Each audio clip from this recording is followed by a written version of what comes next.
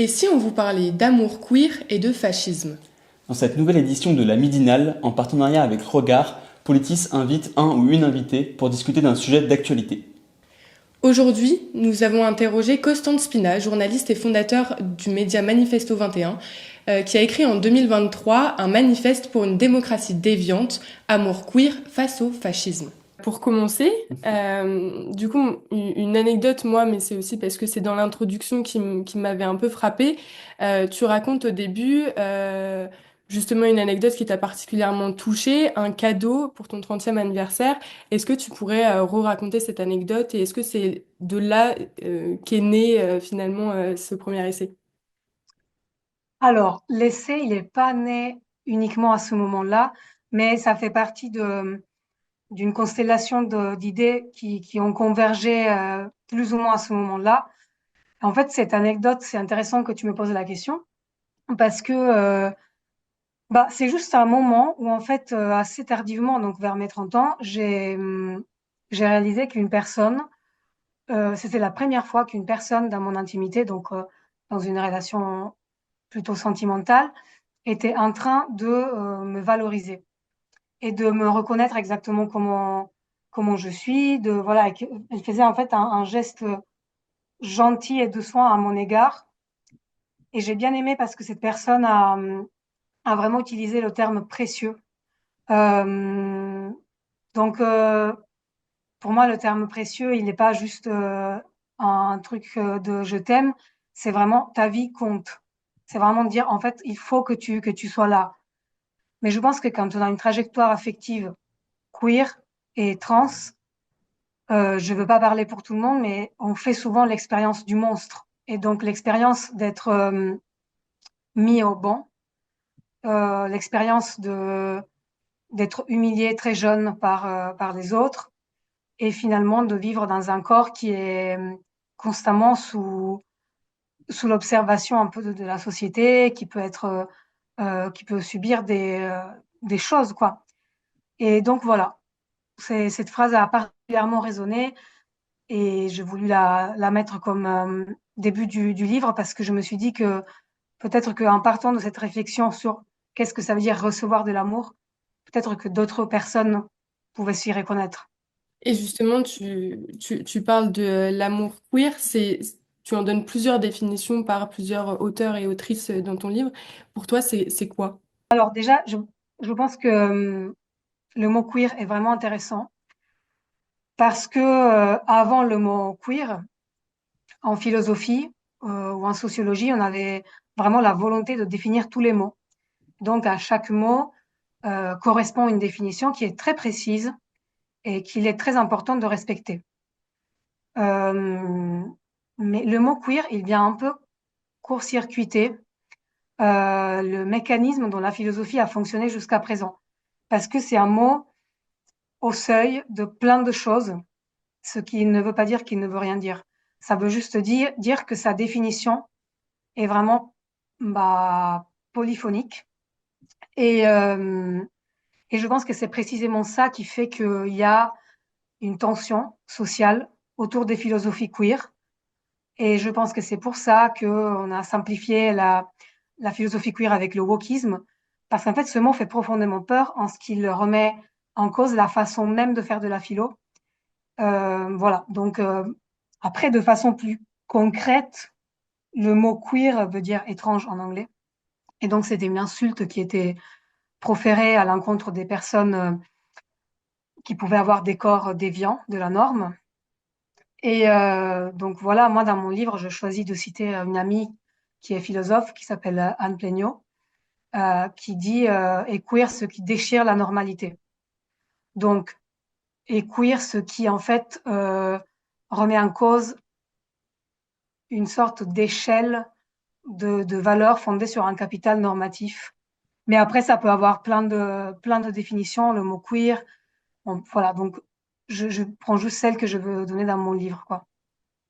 Et justement, dans ton livre, tu parles aussi du fascisme, et forcément, on doit y passer aussi, mais c'est quoi en quelques mots pour toi la définition du fascisme telle que tu l'entends? Enfin, la grande question et ce pourquoi on se pose cette question aujourd'hui, c'est est-ce qu'on est en train de revivre le fascisme? Est-ce que le fascisme est fini? Est-ce que Marine Le Pen ou Giorgia Meloni ou je ne sais pas qui ou Trump sont des fascistes?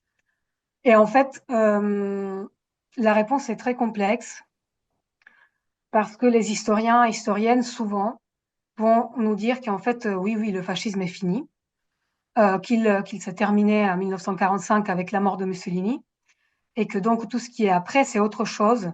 Et donc, on a un peu cette pudeur d'utiliser ce mot. Parce que d'un point de vue historique, oui, le régime fasciste est fini. Et c'est pour ça qu'on appelle le fascisme mussolinien le fascisme historique, c'est-à-dire les 20 ans de dictature italienne. Par contre, moi, ce que je trouve un peu délicat, c'est que euh, je ne crois pas, et je pense que on peut faire le parallèle avec d'autres idéologies, je ne crois pas qu'une idéologie se termine avec la mort de son porteur, de son créateur. Donc, pour moi, ça n'a pas trop de sens de dire que parce que Mussolini meurt et la dictature s'achève, que le fascisme se termine. D'ailleurs, et c'est ce qu'on appelle en fait le fascisme éternel. Donc, c'est l'idée, selon certains et certaines historiennes, comme Emilio Gentile, comme Mimmo Franzinelli, comme Michela Murgia, qui disent qu'en fait, il y a un continuum fasciste dans les sociétés occidentales, notamment en Italie, bien sûr, et que ce continuum fasciste, c'est plutôt un résidu du fascisme qui s'est diffus dans nos républiques. Pour moi, le fascisme est avant tout aussi une idéologie qui doit être analysée d'un point de vue sociologique, d'un point de vue philosophique, d'un point de vue journalistique. Je pense qu'il faut sortir du seul prisme de l'historien qui dit non, non, selon les faits, ça s'arrête en 1945. Ben, en fait, si on élargit un peu le spectre, c'est pas vrai. Pourquoi je mets en tension le fascisme et, euh, et les pensées queer? Parce qu'en fait, je décide d'utiliser le mot fascisme parce que, comme le dit Michela Murgia, qui est une autrice féministe italienne, des fois mettre les préfixes néo ou post ne fait pas comprendre l'urgence de la situation. Et que du coup, je prends parti d'assimiler à des endroits extrême droite et fascisme. Alors, le fascisme est une idéologie qui est vraiment fondée sur une hiérarchie de vie des êtres humains. Et par opposition, les pensées queer, qui incluent du coup évidemment les pensées décoloniales, afroféministes, elles nous disent que toutes les vies comptent. Donc, c'est vraiment des pensées qui conçoivent la société comme des endroits de valorisation de la vie, de valorisation des amours, des corps. Euh, voilà, il y a aussi l'idée de la joie dans les théories queer, donc le fait de ne pas se laisser gagner par la peur. Donc, en tout cas, moi, je pense que ça peut être un antidote contre certaines idées. Justement, enfin, ce qu'on se demande aussi en lisant ton livre, c'est tu parles aussi d'actions concrètes à mettre en place et de vrais actes de résistance queer quelque part, quoi, justement, face au fascisme, etc. Est-ce que tu pourrais en citer quelques-uns toi, personnellement, t'ont le plus marqué bah, ouais, enfin, là, pour sortir un peu la théorie, concrètement, justement, ça se traduit par quoi, en fait, cette opposition queer? Alors, dans le livre, je développe pas mal l'idée de municipalité radicale. Donc, cette idée qui a au départ été pensée par un collectif euh, de chercheuses états-uniennes, cette idée, en fait, signifie que l'action locale permet de se ancrer mieux dans un territoire et de tisser des liens humains, de tisser un vrai écosystème social. Donc, par exemple, une municipalité radicale, c'est un endroit où voilà, on pratique une économie circulaire, où on est dans le partage avec le voisinage, on met en commun des ressources, les lieux sont pensés de façon accessible. Voilà, c'est vraiment pour simplifier. Je pense à la ville d'Athènes pendant le confinement ou pendant la crise, voilà, notamment dans le quartier d'Exarchia, qui est le quartier anarchiste. Il y a plein d'initiatives, par exemple, de distribution de nourriture, d'aide aux familles qui ont été mises en place. Ce que je veux dire par là, c'est que c'est un peu ce que Fatima Wassak euh, fait à Bagnolet avec Front des Mers et Vert Dragon. C'est vraiment l'idée de créer des endroits qui créent du commun. Là où le fascisme, ou en tout cas les idéologies d'extrême droite, elles ont tendance à nous isoler. Et c'est vraiment l'idée de plein de maisons pavillonnaires l'une à côté des autres, avec des espèces de barrières qui empêchent de voir son voisin, ou peut-être on se défend avec des armes, alors que en fait on habite vraiment collés les uns aux autres. Donc c'est vraiment un peu ça. Justement, dans le même sens, tu parles aussi beaucoup de collectifs, de communautés, et justement, le communautarisme, on en entend en long, en large et en travers de la part de l'extrême droite. Est-ce que tu peux revenir un petit peu sur ce terme de collectif, de faire ensemble, et peut-être que ça a aussi beaucoup à voir avec l'amour et les amours. La question du collectif, euh, c'est un peu donc la question de l'individu, c'est se demander qui suis-je. Le collectif, c'est se dire qui sommes-nous ensemble. Pour moi, pour parler du collectif signifie parler de la gauche, parce que pour moi aujourd'hui, le constat sur le fascisme est posé. Maintenant, c'est bon, on a compris, l'extrême droite revient, on a peur, mais pour moi, le vrai sujet d'ici 2027 en France, c'est parler de la gauche. Qu'est-ce que la gauche? Qu'est-ce que ça veut dire être de gauche? Je ne suis pas sûre que on ait bien compris qu'être de gauche, ça veut dire penser collectif.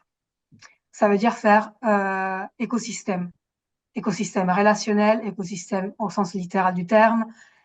Ça veut dire penser écologique dans le sens où la vie est la logique qui régit toutes les choses. Euh, Faire collectif dans une société qui nous pousse sans cesse vers la droite, puisqu'on est dans une société structurellement de droite, c'est très compliqué et, et je pense que ça nécessite là un acte conscient d'amour. Il faut qu'on arrête de voir l'amour comme quelque chose qui naît de façon un peu irrationnelle, qui nous tombe dessus. Non, l'amour, c'est quelque chose qui se pratique. C'est vraiment une pratique. C'est Bellux, la penseuse afroféministe, appelle ça une spiritualité. Donc, c'est vraiment quelque chose qu'on choisit. C'est un choix.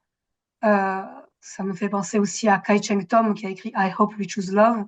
Donc, j'espère qu'on choisira l'amour. C'est vraiment parce que choisir de bien se comporter, de faire collectif, c'est une pratique. L'amour n'est pas une émotion qu'on ne maîtrise pas. C'est une stratégie, c'est quelque chose qu'on apprend aussi.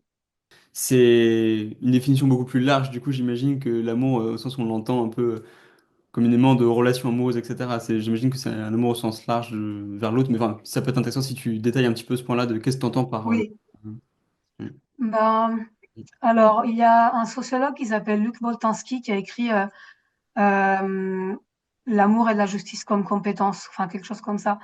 On va dire que c'est un mot complexe parce que c'est à la fois euh, un sentiment, à la fois une pratique, à la fois une institution. Et en ça, il ressemble beaucoup à la justice. La justice, c'est à la fois un sentiment, une pratique et une institution. Et c'est pour ça que c'est complexe de le définir, je pense. Moi, je l'entends plutôt comme une force sociale qui part de l'individu, par contre, hein. Enfin, il y a un choix individuel aussi. C'est une force sociale qui mène à créer des sociétés qui réparent plutôt que des sociétés qui détruisent et enlèvent des choses. Par exemple, si on prend le système pénal, le système judiciaire au sens large, là où je pense que c'est parfaitement inutile de punir des individus, euh, c'est qu'en fait, je ne crois pas que le système pénitentiaire tel qu'il est fait aujourd'hui produise des réparations sociales, change en profondeur la société. Ce n'est pas un système qui transforme et qui nous fait évoluer. C'est un système qui endigue des choses, qui cristallise des tensions, qui en plus est basé sur, voilà, sur des critères souvent discutables, voilà, de racisme notamment. Donc voilà, par exemple, si on applique enfin, l'idée de la justice anti-punitive, anti-carcérale, euh, ça, pour moi, c'est un acte d'amour. C'est animé par un principe d'amour, mais pas au sens niais, mais vraiment au sens de capacité d'une société à se régénérer, à créer du futur, à créer voilà, un peu ça. Bah, merci pour cette opportunité, en tout cas. Merci beaucoup. Et avec plaisir. Merci à toi. Merci.